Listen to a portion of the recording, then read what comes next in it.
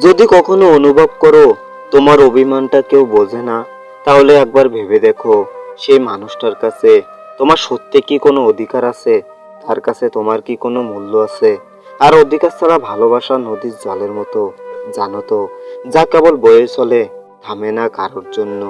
তবুও আমরা আশা করি কেউ বুঝবে, কেউ ফিরবে, কিন্তু আসলেই কি ফিরে আসবে কেউ? যেখানে অধিকার নেই সেখানে অভিমান কেবল একতরফা প্রতীক্ষা। যার কাছে তুমি বিশেষ নও তার জন্য অভিমান করাটাও কেবল নিজেকেই কষ্ট দেওয়া। কারণ অনুভূতিহীন মন কখনোই অভিমানের ভাষা বোঝে না। কখনো কখনো জীবন এমন এক মোড়ে এনে দাঁড় করায় যেখানে হাজারো স্বপ্ন, ভালোবাসা আর প্রতিশ্রুতিগুলো ধুলোয় মিশে যায়। যার জন্য একসময় বুক ভরা বিশ্বাস ছিল, তারাই একদিন দূরে সরে যায়। যেন কখনোই কিছু ছিল না।